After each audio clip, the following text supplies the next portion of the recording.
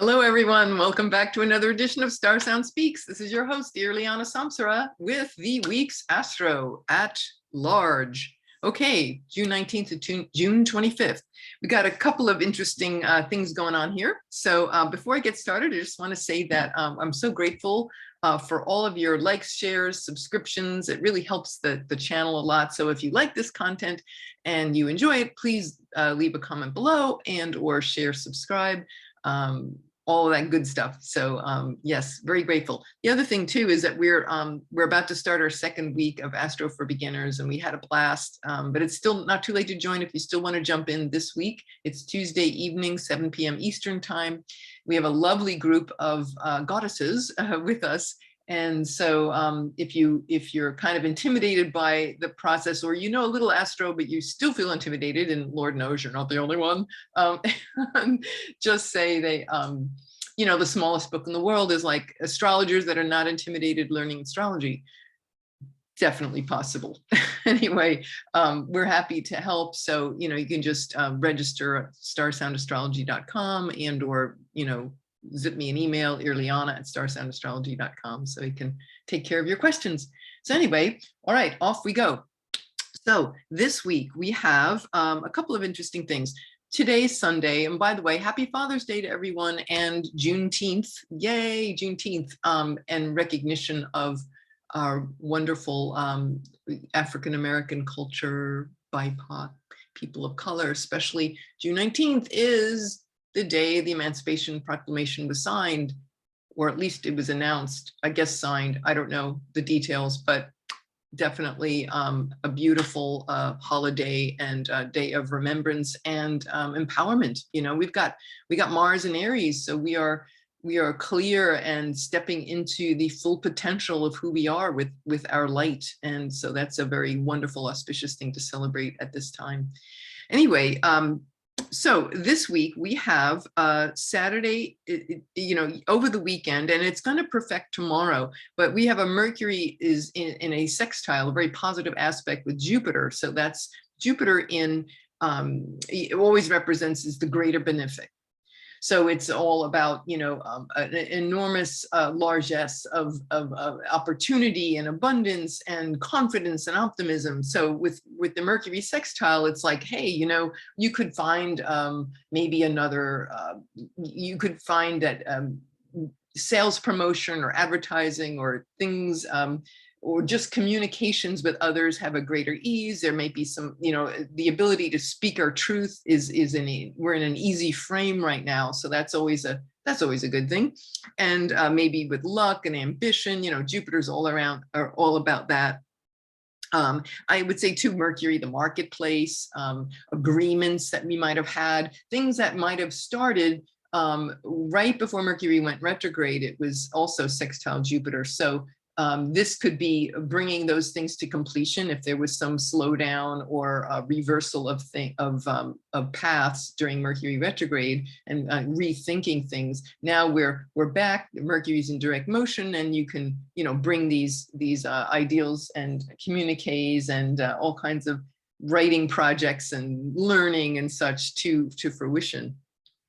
So that's going to be until about 4 p.m. Eastern time tomorrow, Monday, the juiciest part of that. Then we have our moon is going to be conjunct Neptune, and anytime the moon's conjunct Neptune, it's always a very dreamy time, right? The moon is about rest and comfort and security and, you know, the intuitive yin side of us. And when it's in Neptune, we just want to sleep. You know, it's okay. But we can also dream, you know, Neptune and Pisces, right? That's juicy dream time. And it's dreaming up and all of the things that we are creatively and artistically inspired by. We could find comfort in music and dream time and meditation and yoga and, you know, all of those wonderful yummy things. And it's the last quarter moon right before the full moon, so we're kind of we're winding down this Gemini season.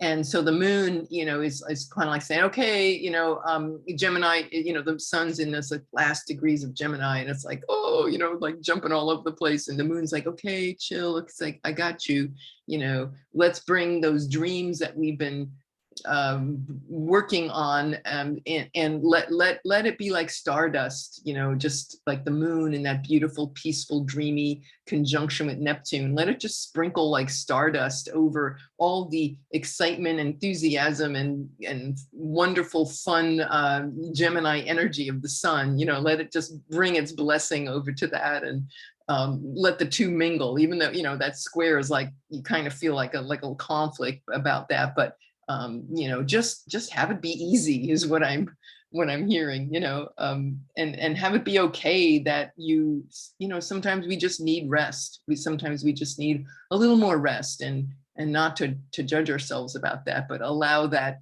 quiet time to creatively inspire those wonderful promoting and networking that we're you know, out doing.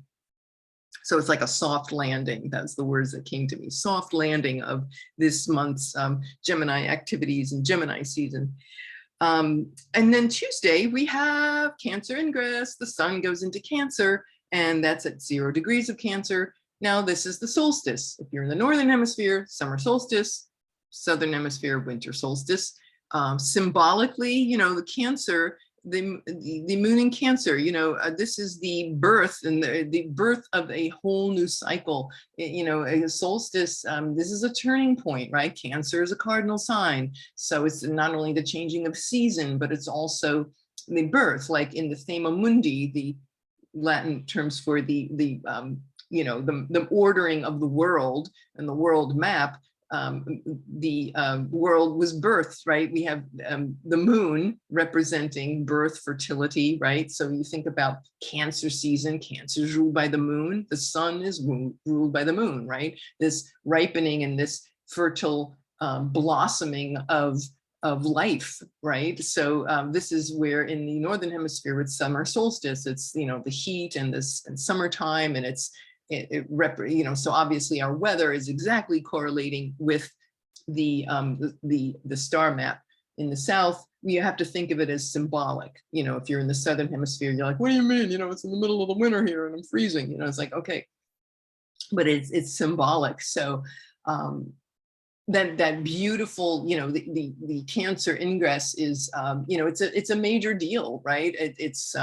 I'm going to be talking more about that in another, we'll get deeper into the ingress of Cancer, the ingress or entrance of the sun in Cancer. But, you know, we've got a new moon, of course, coming up next week. So we'll talk about that next week. But for this Cancer ingress, you know, this is not only the change of a season, but whatever map, you know, the chart that we construct for the Cancer ingress is going to be kind of like the little weather report for the next 3 months, right? From the summer into the fall. So it'll kind of give us a little, I've got some cool notes that I will share with you around that, you know, what we can expect and what kind of themes are at play.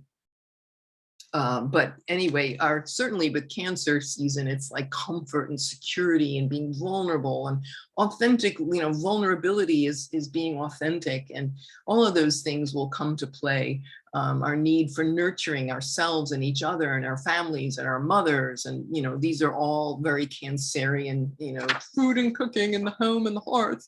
These are all very Cancerian traits. But anyway, yeah, it's some cool observations I found with the USA map, and I'll be sharing that with you, but in the next video. However, I just wanted to say that with, well, actually, you know what, let me just say now, yeah, I might as well just, yeah, the solstice, you know, let me pull up the chart here. I'm just willing to share this with you. Okay, so here it is for Washington, DC. It is at, it's 5:13 a.m. So let me just grab that.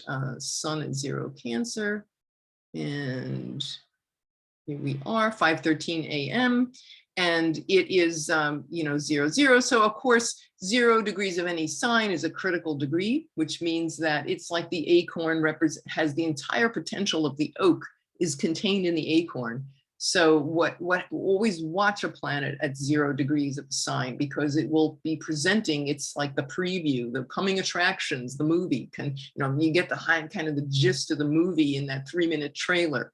And so whatever's coming up for you at that time is something to be watched and noticed. You know, we can journal about it, we can notice it, and we can feel the effects of these things in our lives. And it will be like a little theme, you know, for the summer or winter if you're in the southern hemisphere. So these next 3 months. So it's not just dictating the sun in Cancer, but it's also for these next 3 months. So Venus, as you can see here, we have Venus in 28 degrees of Taurus, and it's in domicile, and it's one of its favorite places, right? Taurus, and the other is Libra. So Venus in Taurus, earthy, sensible, grounded Taurus, is making an exact trine with Pluto.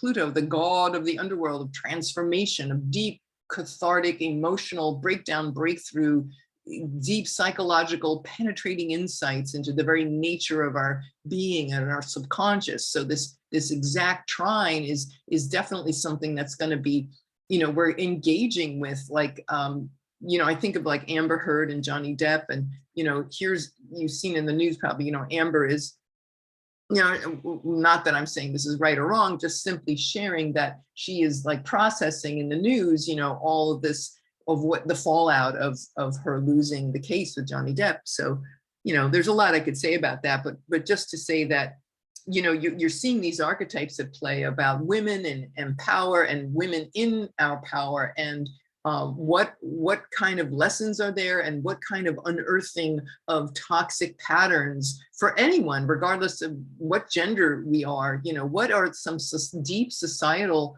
scars that must be healed out of this, you know, this transit is giving us this chance and this opportunity to realize that this is a really powerful time to be examining these things, for healing, for regenerating and connecting with others and the earth in ways that we have not seen before.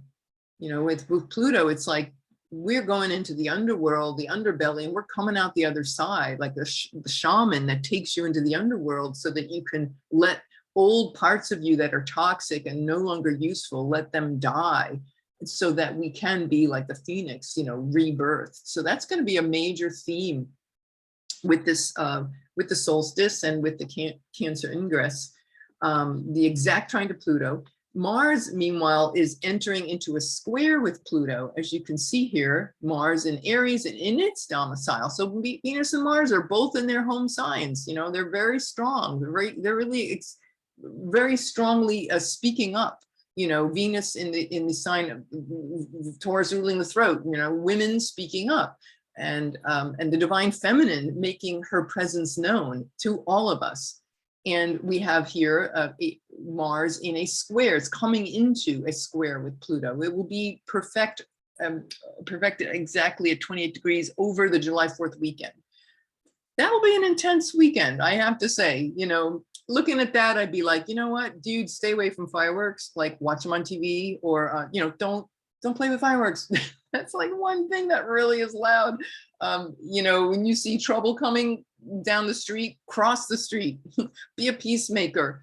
Don't get into, you know, stand for light and stand for peace and stand for regeneration, not destruction, you might say, as that. But, you know, I'm not going to be talking about the red. I'll get more into that, you know, as we get closer. But it is for this ingress, you know, what we are dealing with here with that.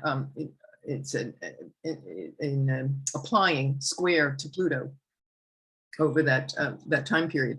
It's also, believe it or not, conjunct the USA Chiron. I went and double checked, and I'm willing to be wrong, but I double checked this. The USA chart, USA we're in our Chiron, not only in our Pluto return, but we're also in our Chiron return for the USA. So we're looking at these deep woundings that we've had, you know, since childhood, since the beginning of our country, and what needs to heal, and what is it that needs to heal? Well, obviously, with Chiron in the sign of in the temple of Mars, Chiron and Aries, we were healing about standing on our own 2 feet from the British Crown, right? Very obvious. And so it's just this, it's not going to be directly, Chiron itself will not be directly at 20 degrees, not for another couple of years. So it'll dance across that point from, what is it, 2024 to 2025, right? The exact Chiron return, but it's in the room, right? It's Chiron's been in Aries for some years. But the fact that Mars, for the Cancer, for the solstice and the Cancer ingress, Mars, as you can see here, is exactly 20 degrees, partile conjunction, 20 degrees and 8 minutes with the Chiron of the USA. So I just thought, wow, that's pretty outrageous. You know, you know, what is that saying? Well, definitely, you know, I always want to come in from, you know, we've obviously, you know, we've seen a lot of violence and such in the last, you know, these tragedies and shootings in the last several weeks with, you know, it's not very easy with Mars and Aries and then Jupiter right there, you know, backing them up and pushing its way into the sign of Aries. However, you know, we always want to look and emphasize, you know, the potential here for healing, the potential for standing up powerfully for ourselves and healing this wound where we never feel like we're enough. Aries, right?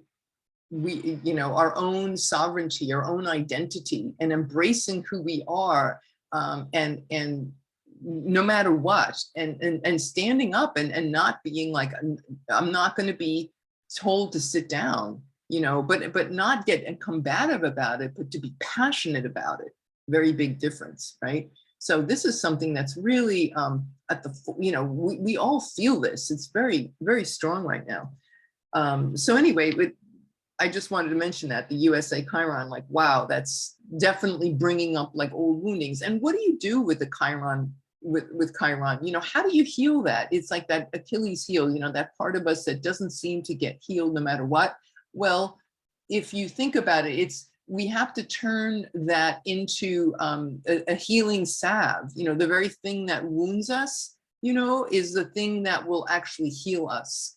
So not feeling that we are enough, you know, by assisting others in helping them realize that, standing up and standing proud, you know, and being a strong pioneering spirit of change in that direction, and helping others realize this. So we take it off of ourselves and we assist others with it. So that's just something that coming to me.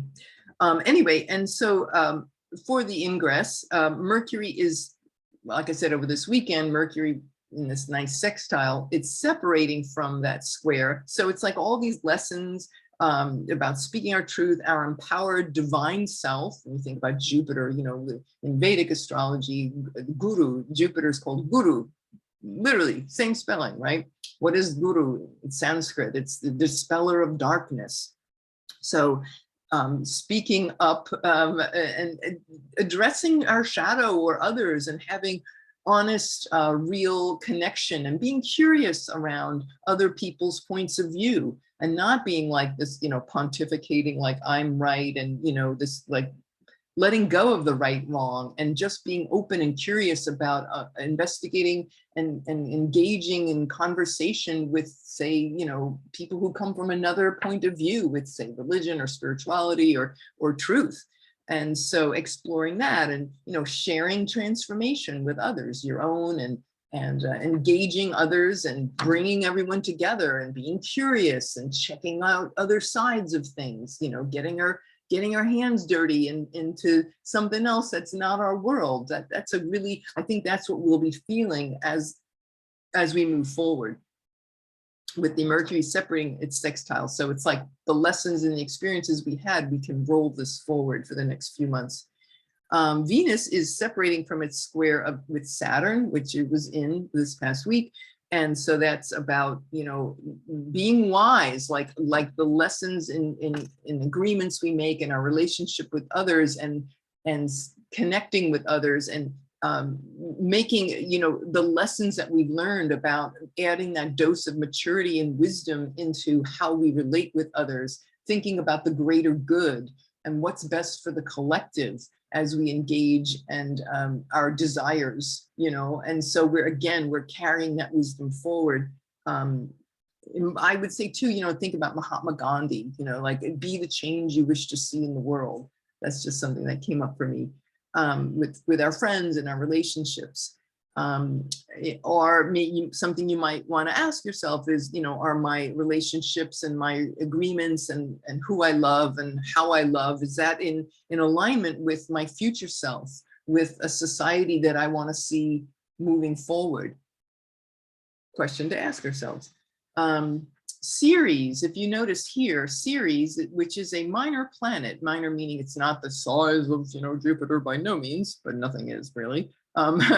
Anyway, it looks like a sickle. And Ceres, the word cereal comes from goddess Ceres, the goddess of grain and agriculture, right? So Ceres represents in a chart where we nurture, where and how we nurture ourselves.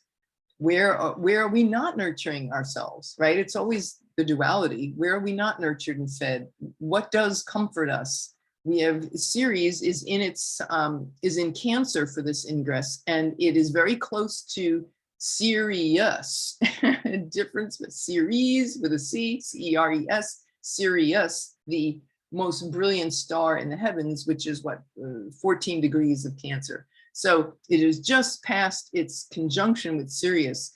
And I think that that could be well, you know, when you think about it, Sirius is, we're speaking here about food and comfort and security and our connection, what feeds us, you know, what nourishes us, our connection with our higher selves, with the stars. Sirius is the dog star, you know, Canis Major, and it is the brightest star in the heavens. It's brighter than like a million of our suns, you know, it's just gigundo in its size.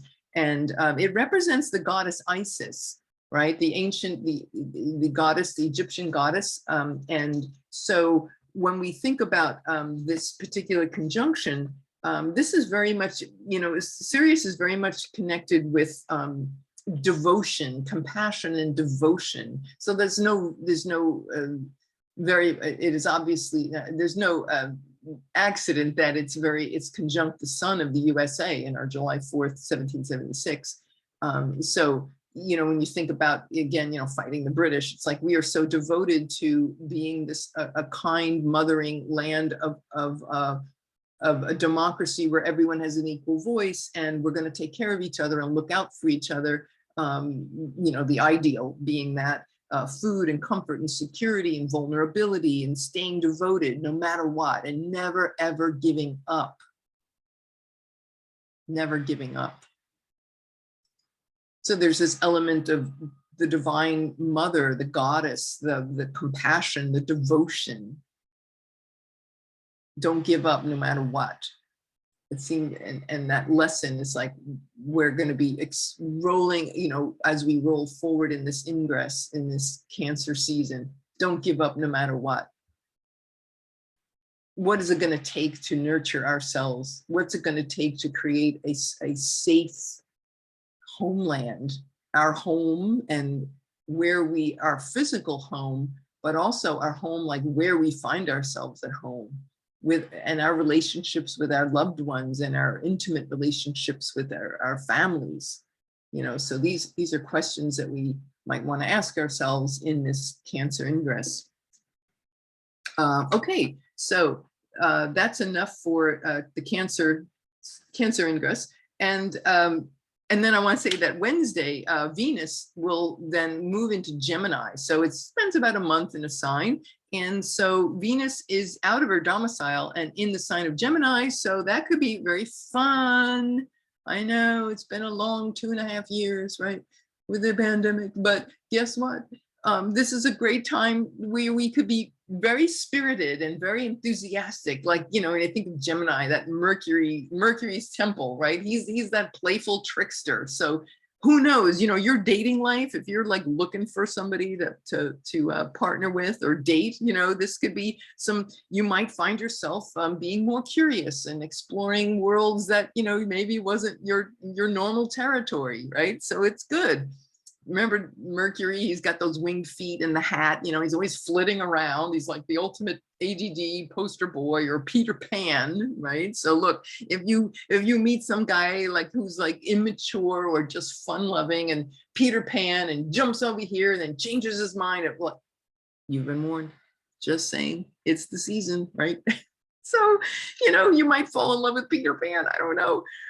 But at least that person would be, you know, very original, lots of great creative problem solving, you know, new thoughts, new ideas, open-minded. Change your mind, change it back. It's mutable. It's a mutable sign, Quicksilver. So being adaptable and spontaneous and how we connect with others and hook up with others and who we fall in love with, you know, we can fall in love with data and consume books and learning in school. You know, that might be our love affair, is like with the written word, you know. But to have fun with this, because Mercury's, you never see Mercury with a sad face, right? He's always like laughing and he's like, let's just throw stuff up in the air, you know, when Mercury's retrograde, it's like he's in his element. So we're going to be taking some spontaneous, fun, variety, socializing, you know, think of it as just this big fun endeavor, a variety of love. Maybe you'd love more than one person, right? The twins, right? I have this, but I have this. And, you know, let's maybe be careful that we're not playing one person against the other, because that might happen. And as we change our mind, or we might, you know, not use that in the highest way of like playing one against the other. I remember when I have a sister who's Gemini sun, and oh my goodness, I remember growing up, she'd be like, Mom, you know, can I have this thing, you know, like this ice cream or something? No, you're not allowed to have that. Then she'd go to my dad, hey Dad, can I have this ice cream? Yeah, sure, oh fine, okay.